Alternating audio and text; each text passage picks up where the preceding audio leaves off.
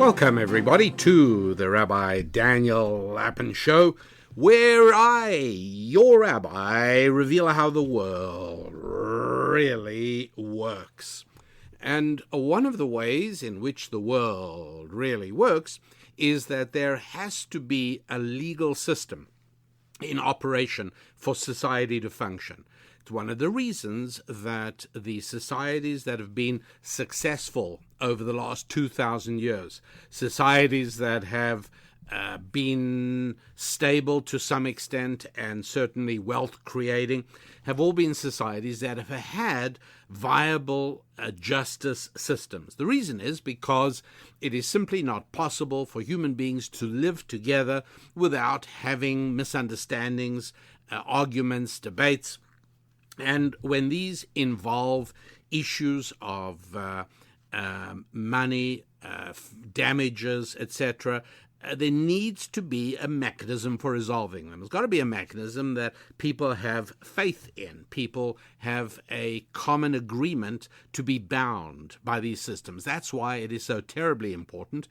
And that's why a good deal of America's success over the last few hundred years has been because of the Constitution and because America adopted many of the principles that were already in place in England, such as the fact that a person cannot be destroyed on the basis of one accusation, even if that accusation came from the king himself.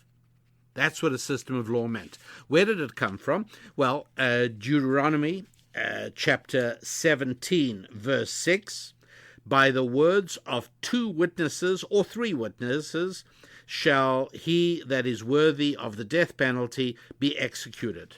Then further on in Deuteronomy chapter 19, verse 15, 1 witness may not rise up against a man for any violation or for any sin that he may have committed. Only by the words of 2 witnesses or 3 witnesses shall the matter be established. And those 2 verses formed the basis of jurisprudence in the area of both criminal and areas of criminal and civil law. This is something that is embodied in our Constitution, along with the presumption of innocence, which again is something based on ancient Jewish wisdom, which is that there is a presumption of innocence. In other words, if you want to take away someone else's innocence, if you want to accuse him of something, the burden of proof lies on you. We don't ask the innocent person to defend himself first against he starts off with a presumption of innocence. These things are fairly basic, and these are things in our Constitution to which every senator sitting in the United States Senate has sworn to uphold. Nonetheless, when push came to shove, emotionalism and political expediency took precedence, and we saw what happened on September the 27th, 2018. I don't usually mention dates on this show, but I am doing it today, and I'll explain a little further just why that is. But for now, what I want to do is go right into an interview with no one else than my wife, Susan. So let's jump right into that. I usually do not tell you when exactly this show is being recorded, and the reason for that is that what I speak about is invariably ancient Jewish wisdom and the implications of ancient Jewish wisdom on current events, the principles and timeless truths of ancient Jewish wisdom, and how we can employ those in order to better understand what's going on around us. However, I am going to mention that we are taping this show on September the 28th, 2018. And the reason I'm telling you this is because the the interview, the case against Judge Brett Kavanaugh in front of the Senate Judiciary Committee occurred yesterday, and it seemed to absolutely grip the entire country. Almost anybody that my wife Susan and I spoke to during the day was following avidly what was going on, usually in a state of some upset. Now, I don't think that we've had my wife Susan on this show yet, and if not, it's high time that we did. Yesterday was a very difficult day for her. She tends to take some of these things very, very deeply. Susan, thanks for being on the show. I'd love to do this more. I mean, we really ought to do a few more. I mean, I'm going to get responses from folks who are going to say, yes, it was a good idea to bring your wife on the show. Or other people will probably say no, because we have this on the TV show, right? Most people, we get the, Rabbi Lapin, your wife interrupts you too much, to Rabbi Lapin, you need to let your wife speak more. To I love it the way the two of you interact, and I assume this will that tends to be the bulk.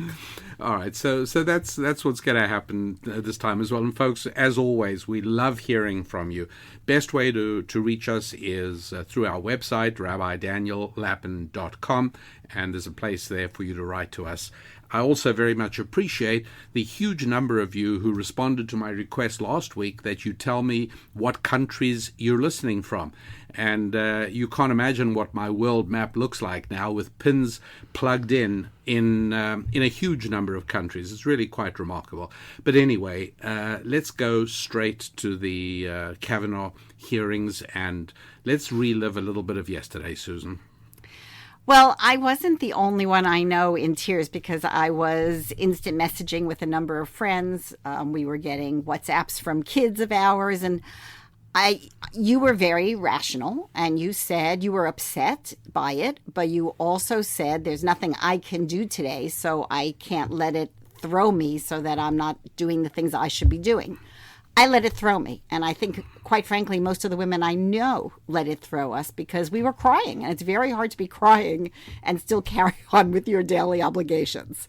It did. It hit me deep in my stomach, and as I was crying in the morning, this was while I was listening to her testimony, not because I was saying to myself, oh my goodness, it's true. It was the whole spectacle of the thing. I want to make clear, not that I wasn't saying, oh, she's lying, and I wasn't saying, oh, this is exactly what happened. It was the spectacle of the whole thing. By the end of the day, and I knew it at the time, I knew that it would pass and I would come back to feeling more optimistic. And I think Judge Kavanaugh said that during his opening remarks. He said he's usually an optimist. Well, I'm probably usually a pessimist, but he said he's usually an optimist, but this was making him question whether this, I don't want to put words in his mouth, whether the country, or what trajectory it's on, or whether it can survive. Well, for me, it was like watching an honored and respected elder, maybe a parent, maybe a teacher who you really look up to,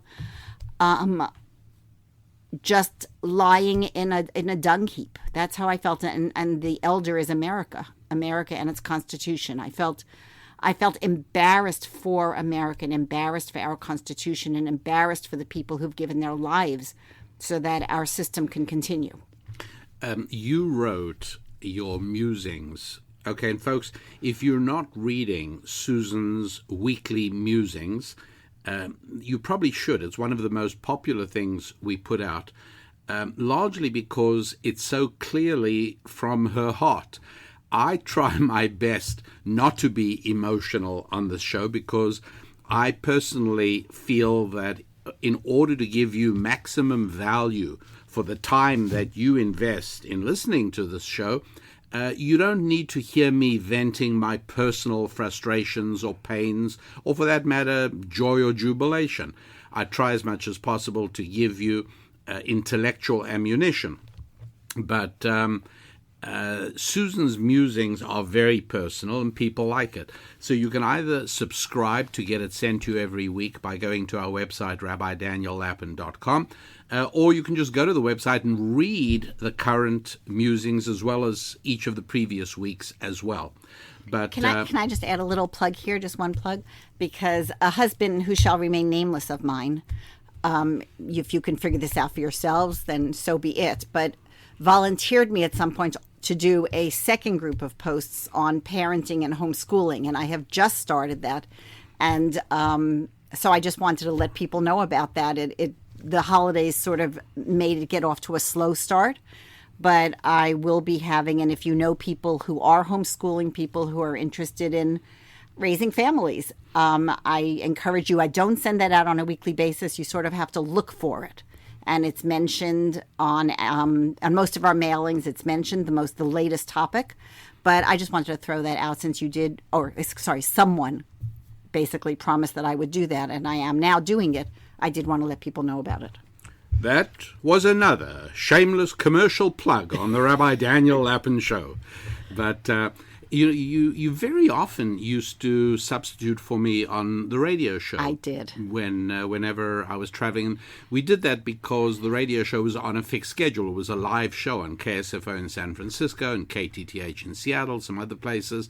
And so whenever I was in an airplane when the show needed to be recorded, you did that. And I remember at the beginning you used to you felt that you needed to walk around with a paper bag over your head afterwards. Which is ridiculous since it was radio, not TV. But yeah, it was very stressful. First of all, you're on a timing. You have to fit into the commercial breaks. You're responding to phone calls that are coming in. So you're needing to process what's coming out of your mouth, and at the same time there's a producer telling things into your ear, and there are things written in front of you. It was really stressful. I mean, I spent the 3 days after each radio show saying, I'm not going to be talked into this again. I am not going to be talked into this again. And then I did do it again because I actually enjoyed it. Is it like having a baby? I mean, do you sometimes say after having a baby, I don't want to do this again? No. You never had that? I mean, during labor, during labor itself, I would say, I have forgotten. How could I have forgotten how painful this is? But no, not. Okay, good. Well, I'm pleased that you're joining us on this because you were just so intense yesterday. So let's start off with why you wrote that musing and why you entitled it, I'm Watching America's Funeral. As I said, because I felt this was very painful to see in my mind, the Constitution being shredded. And as I say, I knew I would feel better later in the day. And later in the day, I could look back and say, hey, we've had lots of times. Someone was caned on the floor of the Congress over slavery. You know, we were not always an upright. There's been a lot of corruption. There's been a lot of scandals. And so we'll get through this as well. But first of all, the level of ignorance of Americans is very troubling. And I tend to think that in many, many cases, the higher education level you achieve, the more ignorant you are. In other words, there is a process of advise and consent that is constitutional.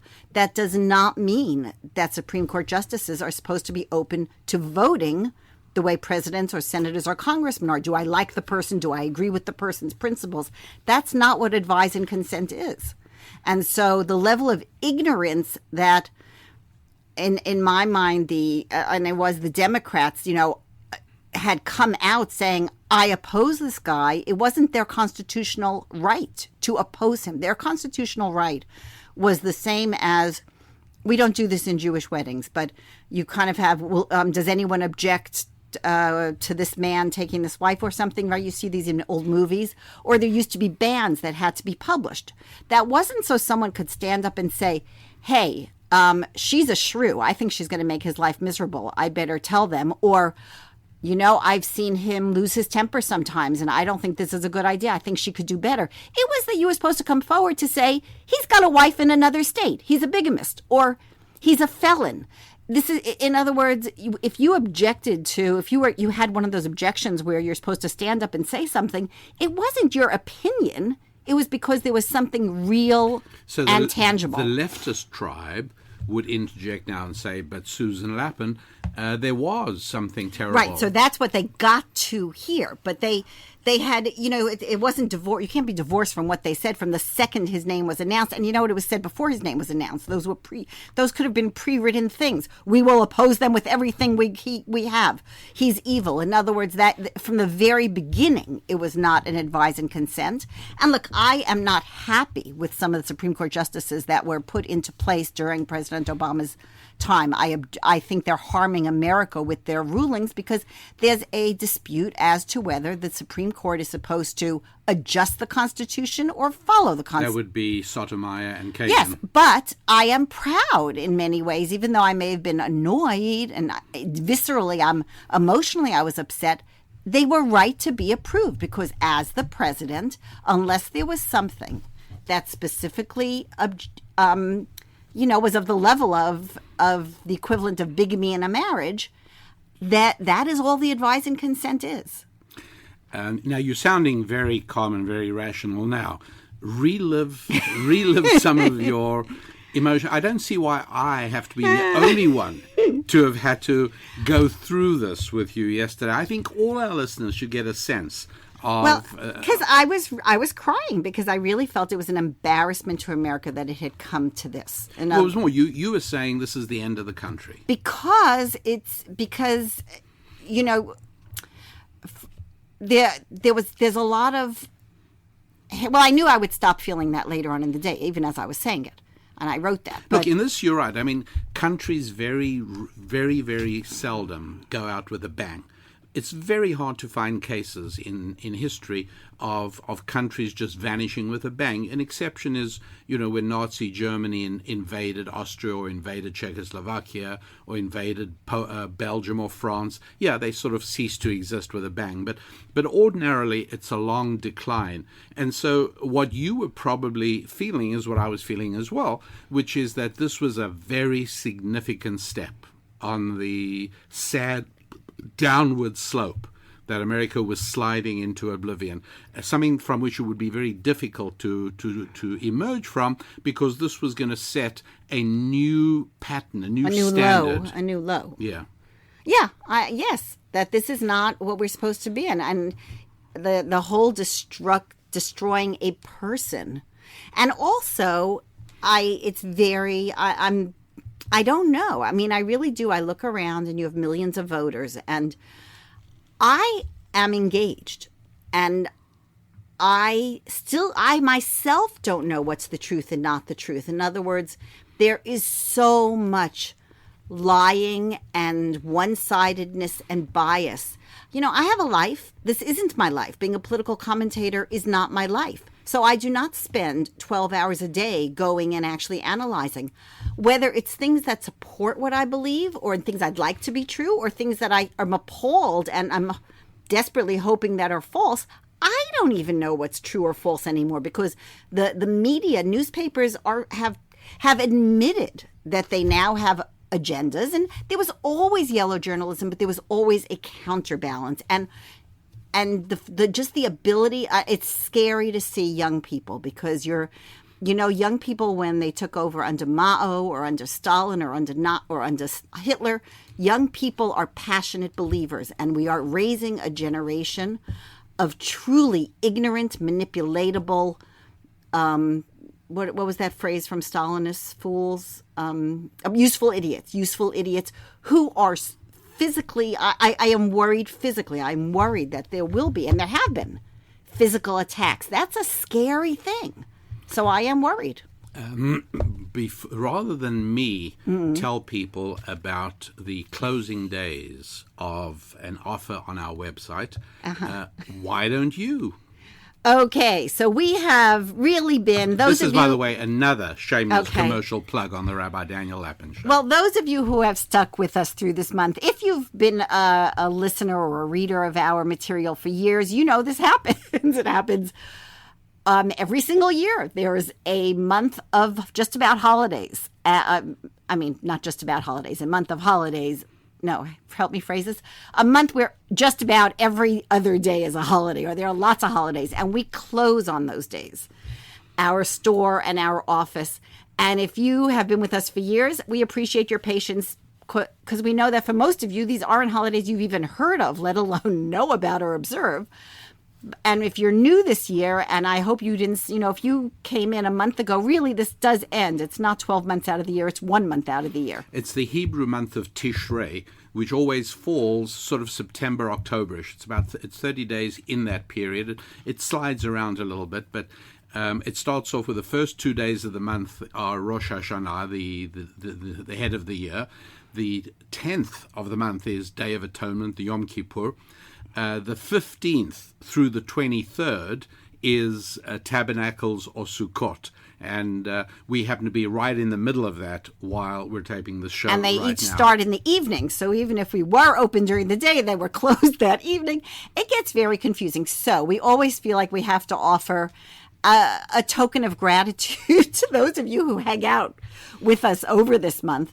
And what we have done, we've done this many years, is we put our library packs on sale. Now, our library packs, we have two, the complete library pack, the complete library pack plus, the difference being that there are 3 books by other authors. The library pack is material that my husband and myself have done. It includes audio CDs, books, videos, but DVDs. But the complete library pack plus has another 3 books that we think are really important or fun. And so we put both of those, which are already incredibly discounted. If you would buy each of these items separately, it's I think 21 and 24 items, somewhere around that. If you would buy them separately, it would cost a tremendous amount more, but we discount it, we put it together as one package. And we put that on sale very often this time of year as a thank you. And let me just tell you, at some point, if you enjoy Thought Tools, you enjoy Ask the Rabbi, you enjoy the podcast or my musings or the TV show. You're eventually going to want all these things, and you really can save yourself a lot of money getting it now. If you already think sometime maybe you want to split it up and give some of it as gifts. Maybe you have 1 or 2 and you want to give the rest as gifts. It's just a great time to get it, and we are heading into the last holiday, Sunday night. Monday night, Sunday night, Monday, Tuesday. When we reopen our store Tuesday night, when the holiday ends, the sale will be gone. So this is the last chance to get either our complete library pack or complete library pack plus at a big discount. And gosh, we all need help. I mean, we really, really, really need biblical wisdom and godly wisdom to figure out how we should be running our lives today, because so much of what we're hearing is the opposite. That I really, I encourage you to get it. I really do think it will add value to your lives. So that, of course, at the website at rabbidaniellapin.com. That's where you go for it. And let's take one more thing, because there's free shipping in the continental United States on these packages. So it's really a super deal because it's expensive shipping. Yeah, right. It is. Okay, terrific. It's always fun doing this with you. But back to the what hearings. we'll do is we're going to take a quick break. Okay. Then I am going to... you get to talk on this show also? Yeah, I get it. But then right after that, we go back to you, okay? Well, to us. To us, yes. To us. Right, I mean, yes, including you, to us. Okay. Absolutely. That is true. Okay, great. The Rabbi Daniel Lapin Show, and back in just a moment. Back we go to the Rabbi Daniel Lapin Show, and as always, I greatly appreciate your participation, and I also very much appreciate the help you've given me in promoting the show and helping spread the word of the show. Whatever you do in that regard is very, very much appreciated. Okay, so what can I add?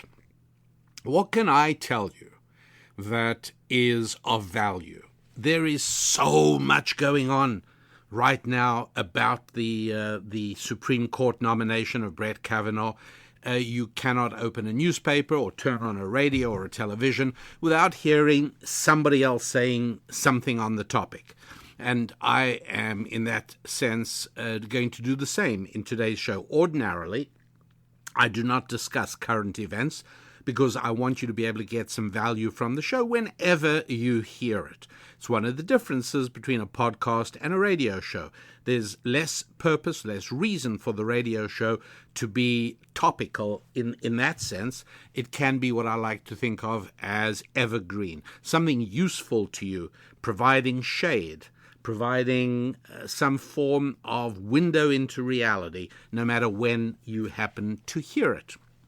But obviously, this is something of a significant event. But instead of just talking about the event, what I want to try and do is provide a perspective on it that is perhaps a little different from that which is being put out already, and something which I hope might be useful to you.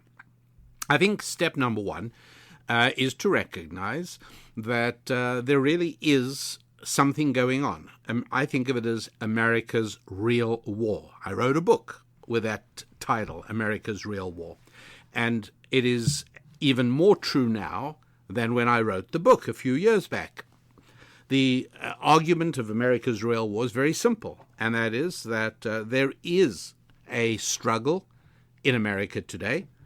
However, it is not between people of different skin color.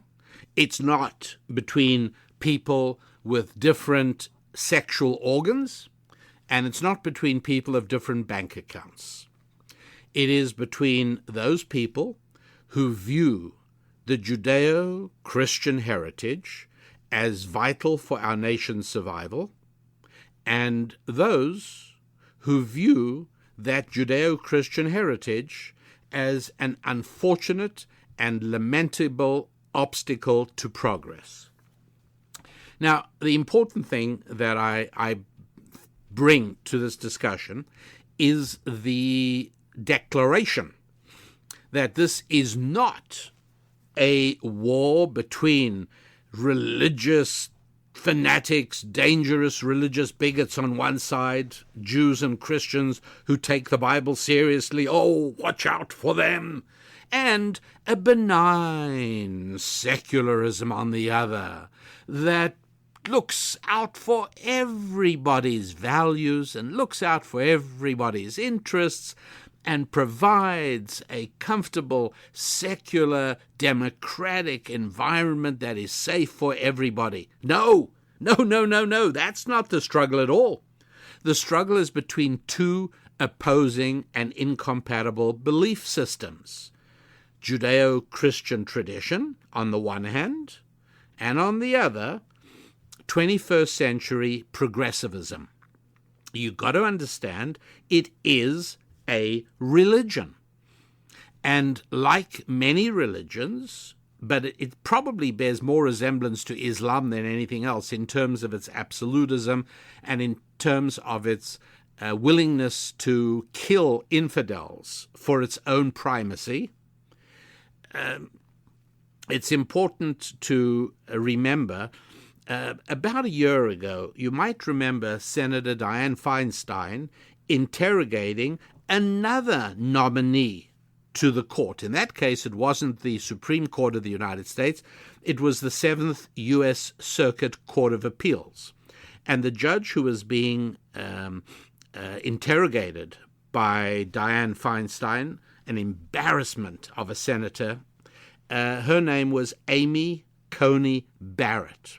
She was a law professor at Notre Dame University. She was nominated by President Donald Trump, and by all accounts, in my view at least, an outstanding choice for the U.S. Circuit Court of Appeals.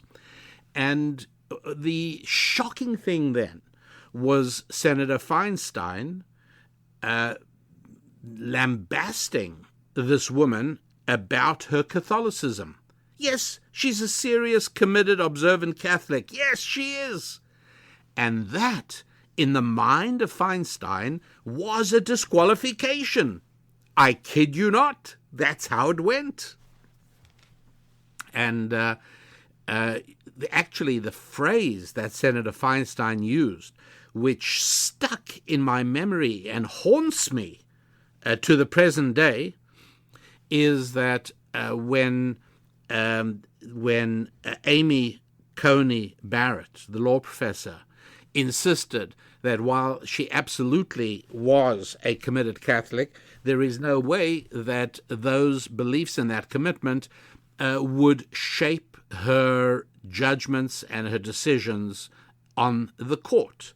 And Feinstein Senator Feinstein, I mean, that these people have the audacity to preach to individuals like Judge Coney Barrett, who's, what a superior woman she is to the disappointing Senator Feinstein.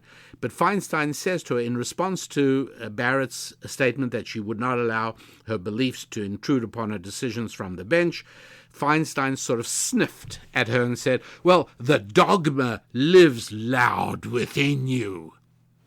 Isn't that an extraordinary thing to say? The dogma lives loud within you.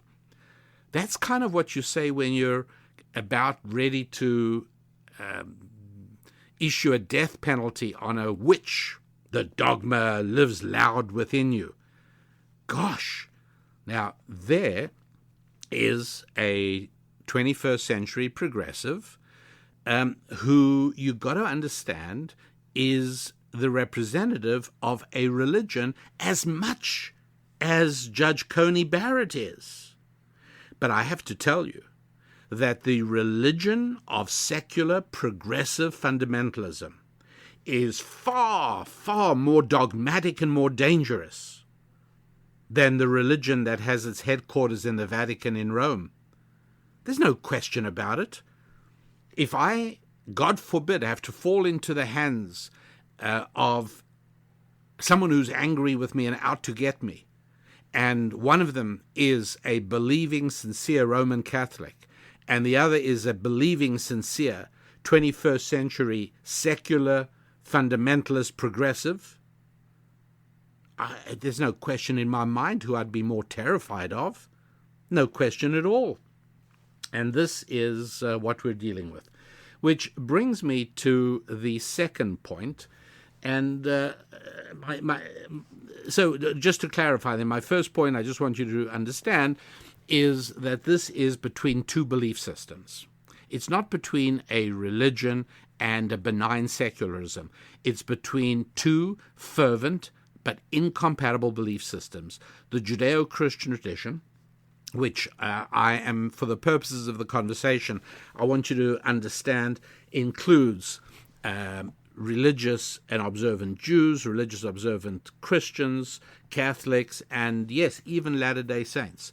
Because for political purposes, the camp is made up of all those individuals. On the other side are 21st century secular progressives, and they have a belief and they have dogma. Each is a community of shared values. Each is a community of heresies and sacraments. What is the sacred sacrament of 21st century secular progressivism? One of their sacred sacraments is recycling and the environment and climate change. These are sacraments of the left. You tamper or argue with these at your own peril. Each of these belief systems, let us admit, the belief system of Judeo-Christian traditionalists and, on the other hand, 21st century secular progressives, each has its sacraments, each has its fanatics, each has its saints with halos and its devils with horns. And, of course, everyone knows the great Satan for the secular progressive on the left is the great Satan Donald Trump, right? There is no question in my mind that if it is legitimate to disqualify a Catholic from public service, such as Brett Kavanaugh, and they knew they couldn't get him on that now because it failed when Dianne Feinstein tried that on Amy Coney Barrett. But if the left feels it is justified in disqualifying a candidate because they are a traditional Judeo-Christian committed person, then it is equally valid to disqualify a practicing progressive, who is, after all, a creature of a belief system that is far closer to the intensity of Islamic jihad than it is to the tranquil and relatively benign position of Judeo-Christian traditionalists. Okay. So I'll move to, well, you know what we'll do? We'll go back to a little bit more of Susan Lapin, and then after that, I'll give you my second point. So again, for the purposes of this discussion, and this is valid and true anywhere and everywhere, the important thing to grasp is that secularism is as much a belief system, as much a religion as Judaism or Christianity are as well. Just as much, with the same set. They've got their community of belief, they've got their shared values, they've got their dogmas, their heresies, their sacraments, their fanatics, they've got their saints and their devils, and in that sense, it is absolutely a religion. It's interesting that they not only have texts that they treat with great sanctity, Silent Spring by Carson. They've also got books that they regard as heretical. And I noticed that an amazing French novel from the 70s called Camp of the Saints by Raspail, very interesting novel, has now been identified as heretical by the left, and it's been called, what's the worst thing you can call anyone or anything? A racist. The book is now called Racist on the left, and I dare say that you would get into trouble reading that anywhere where you could be noticed reading it by people who have any sort of control over your life, if those people are part of the secular left.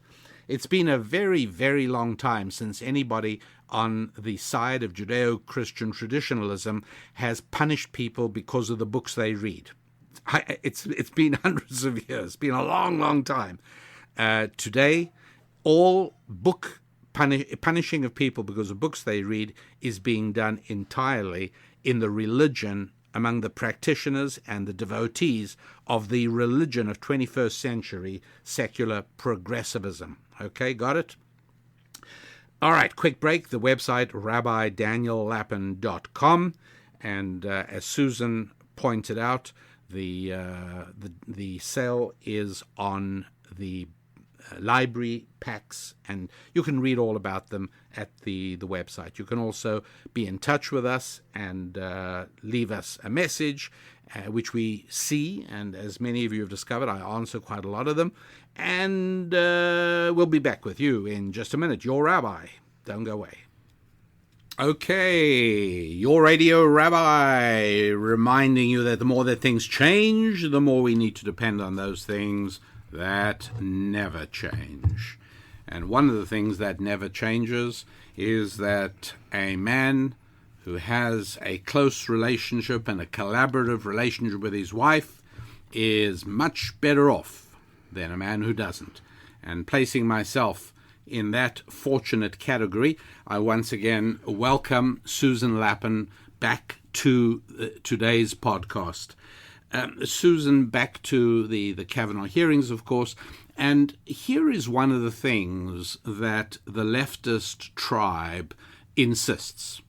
They say you have to believe the woman because, after all, there's very little downside. You know, the guy was perfectly happy as a senior judge, and so he won't be on the Supreme Court. He's still fine.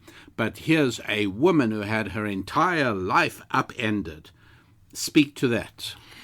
Well, can I start with something a little different? I want to correct you in terms of, or not correct you, but suggest that when you say the leftist tribe, it's very easy for something to become a talking point these days. Republicans don't get this, by the way, politicians. It's incredible. You know, something happens and you hear every single politician in the Democrat Party who says exactly the same thing, and Republicans are all over the place. Now, there's something very lovely about that. It suggests they think for themselves, but it's not very effective.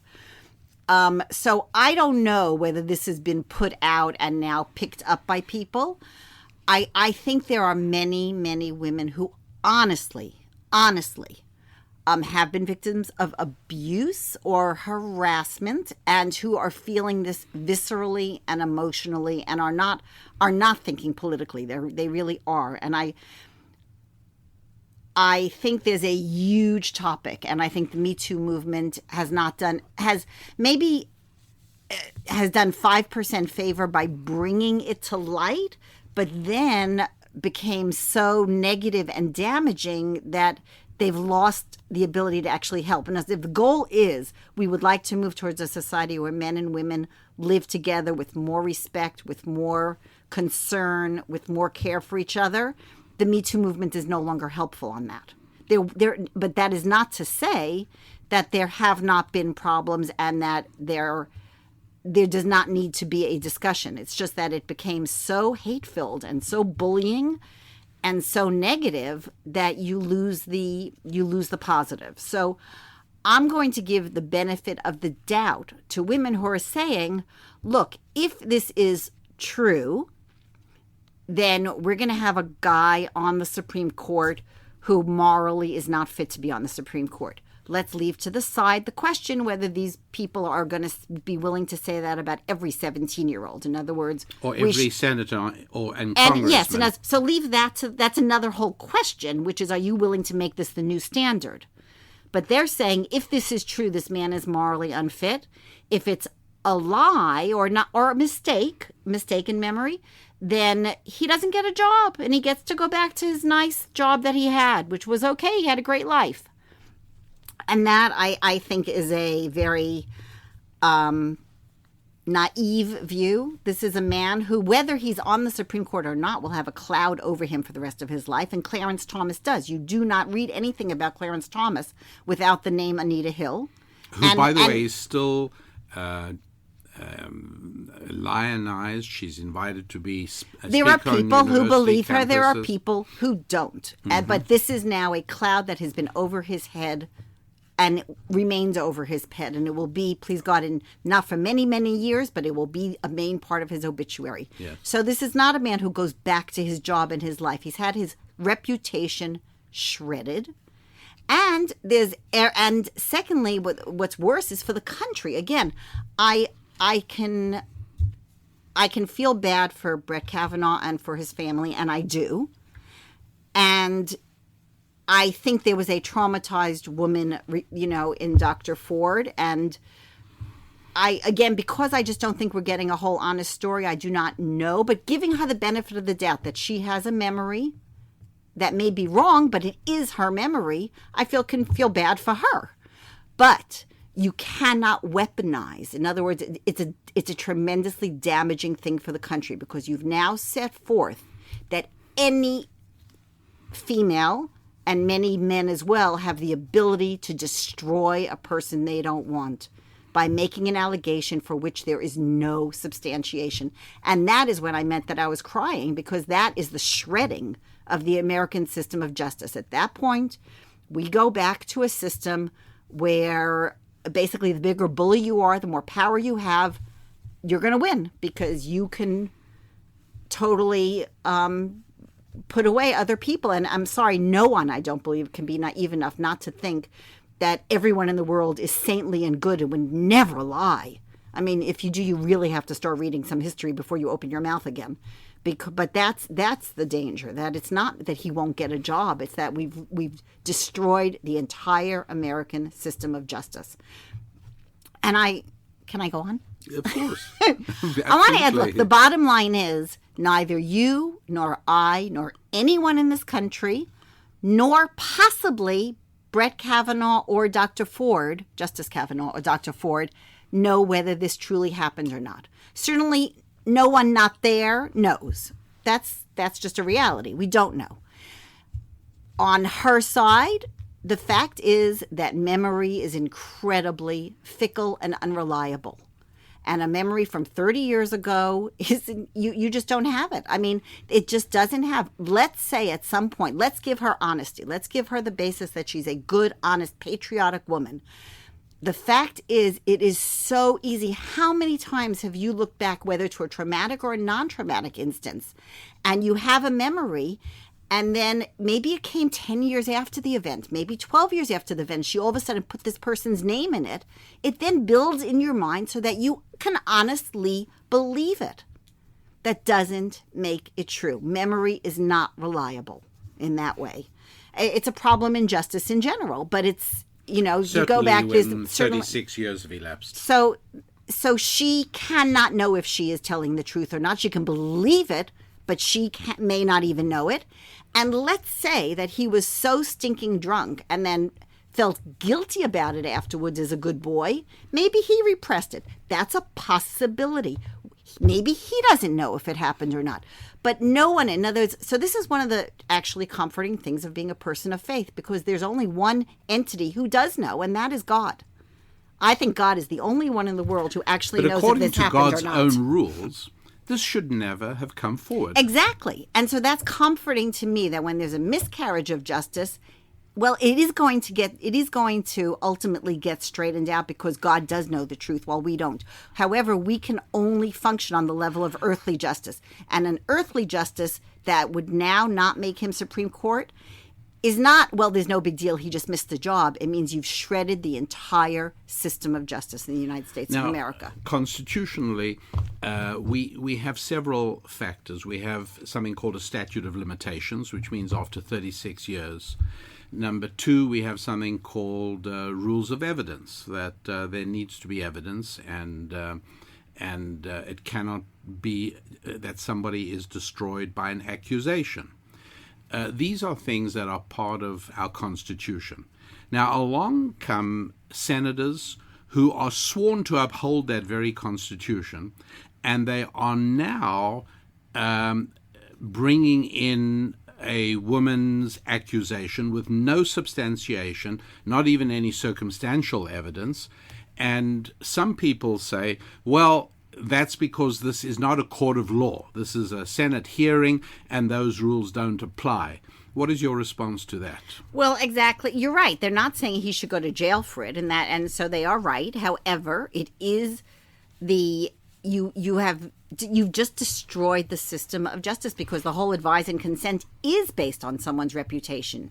And it's not, was this person a felon or should this person be in jail? It's based on many things, their intellectual honesty and their integrity and their character. So it's too easy to destroy that. See, I feel that in America, whether it's at a Parents-Teachers Association meeting, whether it's a Rotary Club meeting, whether it's a Little League meeting, almost everybody functions on these fundamental principles from 300 years of American jurisprudence and thousands of years of Western civilization, that there's a presumption of innocence. And so if somebody wants to take away that with an accusation, there needs to be evidence. It doesn't matter that this isn't a court of law. These are the ways we've always worked. And as you said before, are we now wanting to enter a time in the United States where those rules no longer apply, particularly if the allegations are made by somebody from a preferred status in society, a woman, a non-white, a liberal woman, because conservative women do not have preferred status in the society. Sorry. And conservative non-whites don't have preferred status, right? As Justice Thomas found, as he found out as well. But you know, is that where we're going now? That these principles are shredded? And in any event, how do people who we've elected to these positions, senators, how are they able to give word praise to the Constitution, looking very pious and sanctimonious, and yet when it comes to it, they're operating entirely on a basis of emotionalism and political expediency? You know, and I think that is the bottom line is that if they had truly wanted truth, then Dianne Feinstein would not have sat on this for weeks. And that, I think that was damning for a lot of people, that if you really were seeking truth, then that's not, you know, it was clear they were not seeking truth. They were seeking, as the judge said, to search and destroy. They were not seeking truth. They didn't want truth. And that's why they kept the timing and the allegation when they couldn't stop him in any other reasonable way. Is there a childlike faith in the FBI? Which is funny. No, because the FBI is a delay tactic. They know that's only a delay tactic. And in any event, hasn't the FBI been tarnished during the last couple slightly, of years? Yes, you might say severely, so. Right? Severely. And so it's disappointing when even some thoughtful people say, well, we need an FBI investigation.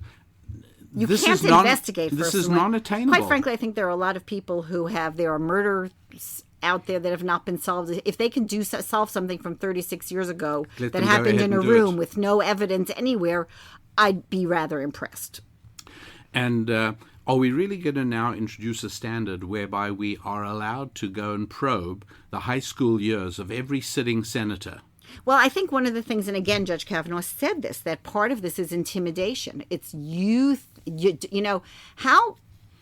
imagine the next, it's very possible there will be another Supreme Court opening. A lot of the justices are on the older side, One can but hope. Well, if it's the right ones. Sorry, there's my partisanship coming out.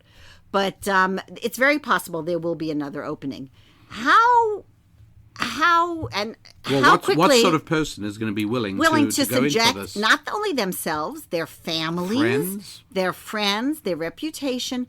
Whose wife is going or husband is going to say, sure, go ahead, I don't mind being put through a shredder. I don't mind having my life destroyed. Justice Clarence Thomas said in an interview which I just recently saw online, he said back in 91 to Senator Orrin Hatch, he said, had I known what was in store for me, I would have said thank you, but no thank you. I would not have accepted the nomination. And so that's why, I think that look, you know that I have my moments with the Republican Party.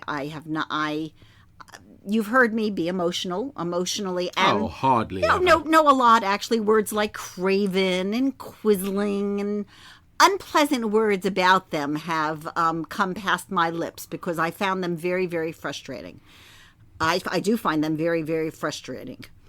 And, however, every single person who loves this country, I think, has to go out and vote for the Republican who is running in whatever seat they have the ability to vote for, even if that person is, if they can't stand them and they feel they're weak, and because you can't let that balance of power go, because you really have a political party that is out of control as a bully. And it bothers me that Lois Lerner is not in jail, and it bothers me. Just remind people who Lois Lerner is. Under the Obama administration, the IRS admittedly now discriminated, and it was more than that. It was weaponized against conservative the IRS. Groups. Somebody should be in jail. And when you talk about a deep state, yes, I believe. And yesterday was it Lindsey Graham? It was Lindsey Graham, I believe, exploded, right? And it was his finest moment, really. Wait, was it Lindsey Graham? There's another guy. Was it? Who said, "I'm I've considered these people friends." Yes. And I'm saying, "Hi, why weren't you listening to me for the past 5 or 10 years? I've been telling you that this is a war." I think so. I'm very pleased that it was a great speech, and I'm pleased he came to it. But the fact is, he's just getting this now. Like, what bubble has he been living under? Why does he think Trump was elected? And so I will say, I did not vote for John McCain for president because I thought he would. There are a lot of reasons. I thought he would be a terrible, terrible president. Just and to clarify, you didn't vote for Obama either. I did not vote for President Obama either.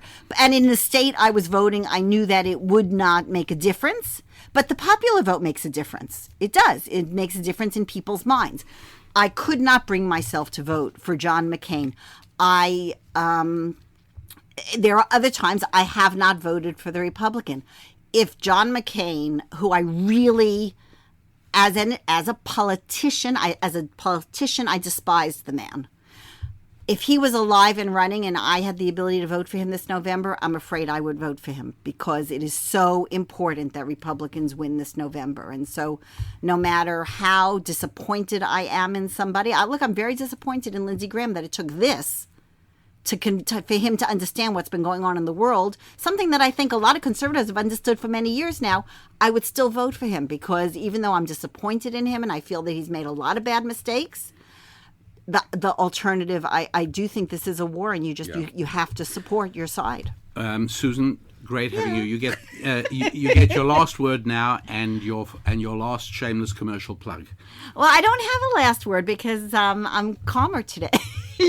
Yeah, I really should have taped this with you yesterday. No, because I was crying. I wouldn't have been. I couldn't speak. I couldn't eat, and I couldn't speak. I was really very, very emotional yesterday, as I say, as many people I know were.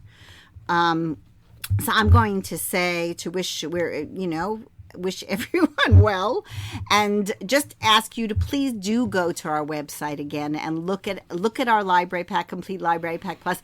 I do think they're amazing, and I realize I'm subjective, but I think they are an amazing value with amazing material. And if you are not going to be able to take advantage of each and every item, I can pretty much guarantee that there is someone in your life who would find it such a blessing to get one of these pieces, and this is a tremendous value. And thank you for sticking with us through this month as we were constantly opening and closing.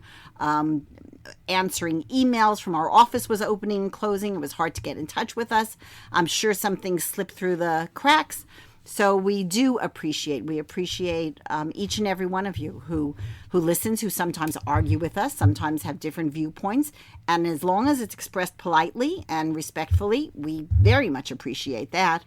And I will go off to do what I have to do because I really got nothing done yesterday. So yes, I know. Susan is behind with your Shabbat preparations. Very much. And so we're going to release you and let you get back to that. And I will be back with you in just a moment. We're back, everybody. And yes, the Rabbi Daniel Lapin Show. I hope you enjoyed me introducing Susan on the show as much as I did. As I think you all know, we work very, very closely together, and we collaborate on our spiritual and intellectual products that you can purchase in our store. We collaborate on those every bit as much as we collaborated on our children, raising our children and bringing them into the world. These are our products, and they are there and available for you. And so doing some part of the show together with her appealed to me very much indeed. But as always, you are the jury. Okay, so what are we going to do? Well, I told you during the earlier segment in which I spoke myself, I wanted to speak about the fact that modern 21st century secular progressivism is as much a religion as Judeo-Christian traditions are religions, just as much accepting. They are much more doctrinaire, much more violent, much more dedicated, and much more ruthless in wiping out what they perceive as heresy. Destroying a man like Judge Brett Kavanaugh? Well, sure, why not? We did it before with a man called Judge Clarence Thomas. And yes, sure, we did it before with a man called Judge Robert Bork. You might remember the ridiculousness of a Ted Kennedy, a degenerate troglodyte like Ted Kennedy, lecturing Judge Robert Bork, another Catholic, I might mention, and who was basically destroyed. Clarence Thomas said very eloquently in comments to Senator Orrin Hatch that had he had any idea of the lynching, as he called it, the high-tech lynching that was given to any black who dared to step off the reservation, as he put it, he never would have allowed his nomination to go forward. He never would have undergone it.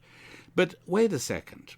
I want to now tell you the second timeless truth that is as applicable to your family as it is to your business, as it is to national politics. And again, I acknowledge the many, many listeners who are regular listeners to this show from many countries around the world, and I get a real kick out of that. I really appreciate it.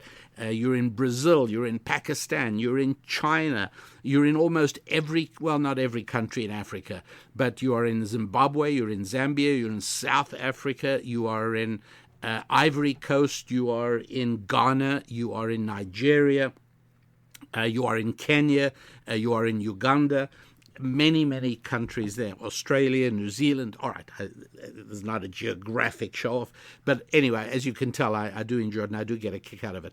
And I just want to stress, for you listening from far away, this is not a show about American politics.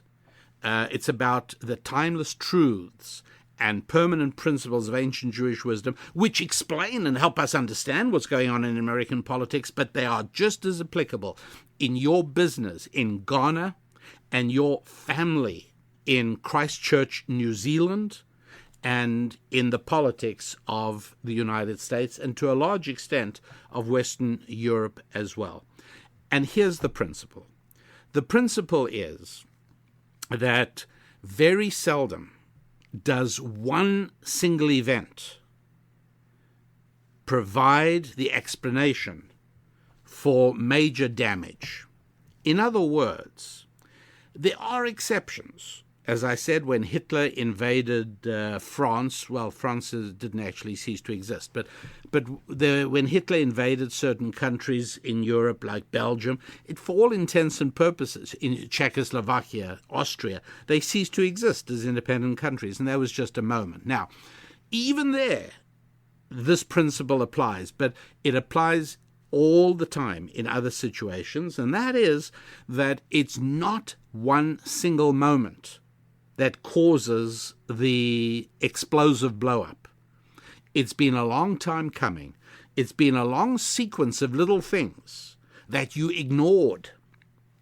Let me give you an example. Let's say it's your family, and I happen to be visiting, and your child is making a noise at the dinner table where all the adults are trying to have dinner, and you say to your child, I told you to stop doing that. And then, again, stop that. And then a third time, stop that. And then finally, you jump up, you red in the face, you grab your kid and say, I told you 4 times to stop that. Now I'm going to take you off to your room, and you march off, and the kid's screaming, and you dump him in the room, and you slam the door, and you come back to the table still huffing and puffing, and the kid's wailing in the distance there. This is not because of something that happened on this day at that dinner table.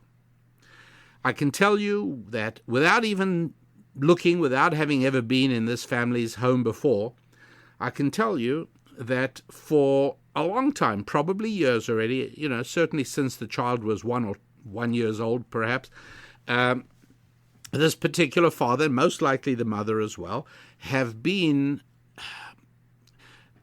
untruthful to the child. They've said to the child, if you don't stop this, you'll be in trouble, but nothing happens. You better stop this. If you don't stop this, you're going to be punished tomorrow. They keep making statements and warnings and threats that are never carried out. You can hardly blame the child for not believing them when they say you must stop doing this now, because all the evidence that they've experienced in their short lives is to the contrary. It hasn't happened. You've got to be truthful with your children. Never point an unloaded gun at your child, meaning, I can just see how that little segment's going to be taken out of context, right? Somebody will strip that out of the show and say, Rabbi Daniel Lapin says never point an unloaded gun at your child. Make sure the gun you point at your child is loaded. No, the point is, don't make empty threats. Okay? You have to be truthful. And so it's clear to me that although the father says, I really have to apologize for having that big blow up at the table. My child just got to me. No. This was nothing about what happened today. This is about something that's been going on for the past 4 years, 5 years, however long it is. Doesn't make any difference, whatever it is.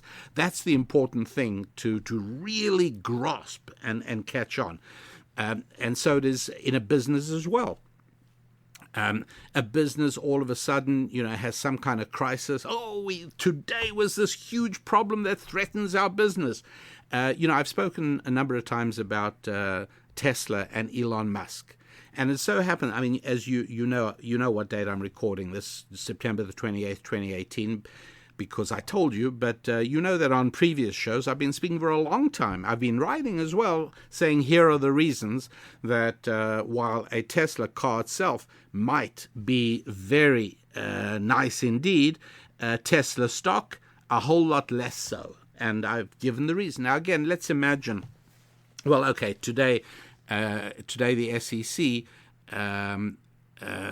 basically sued Elon Musk for making a false statement that he had financing for a buyback of stock. It wasn't true. There was no way it was true. And not surprisingly, the stock's taken a hit all the way down. What is Elon Musk worth to the value of the stock of Tesla? I'm not an expert at this kind of valuation, but I will say that I'm pretty sure, in my mind, it's more than $100. And so, and I think the market is likely to agree with that. And so if it becomes likely to the market that Elon Musk is not going to be able to continue as the head of Tesla, I'm sure the stock will take a knock of at least $100, probably a bit more than that as well. But the point is, if anybody then says, do you know it was September the 28th, 2018, when Tesla was hit with this huge problem that threatened the viability of the company? No.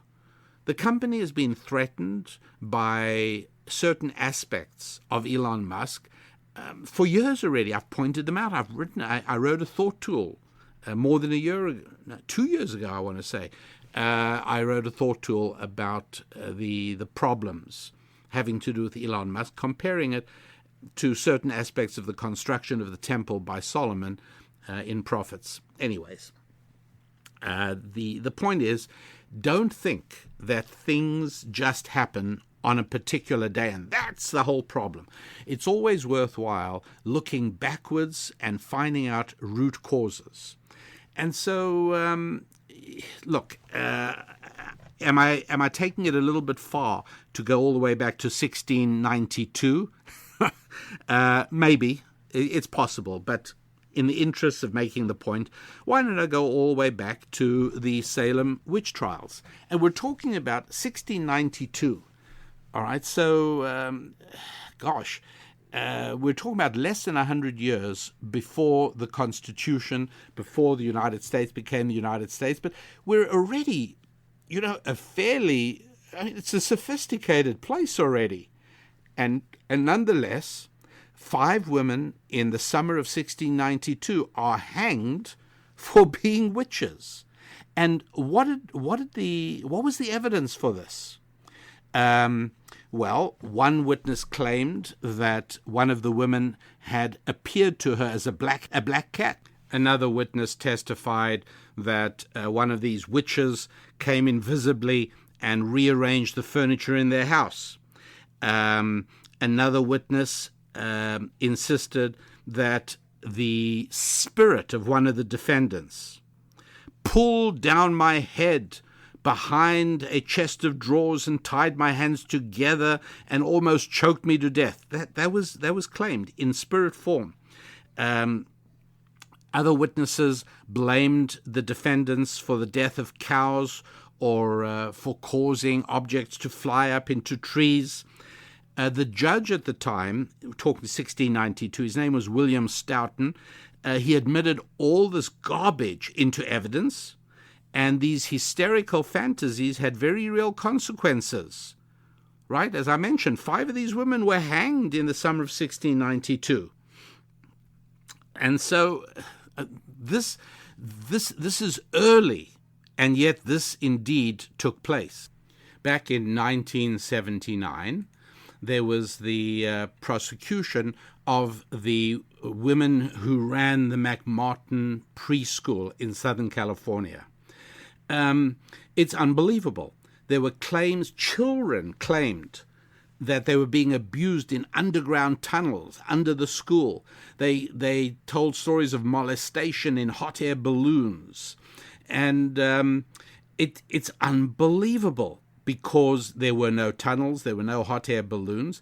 And anybody who reads the transcripts of these cases can see how social workers had made up their mind that these children never lie, children must always be believed, and questions were phrased and rephrased, and every time they finally got the child to say something they wanted, they wrote it down, and there was totally out of control prosecutors who, by the way, destroyed people's lives. The McMartins spent time in jail, years, until finally it was proven that this was complete fabrication. It was literally, this was the Salem witch trials all over again, excepting in this case, it was preschool workers who were accused of these horrible things. Look, these things never happened, and people were released after their lives were destroyed. In Massachusetts, the Amirault family, for 20 years, had been running this admirable daycare center. Everything was good.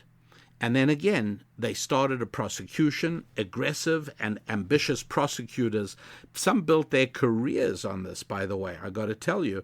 It was absolutely incredible. Violet Amirault and her children spent years in jail. Why?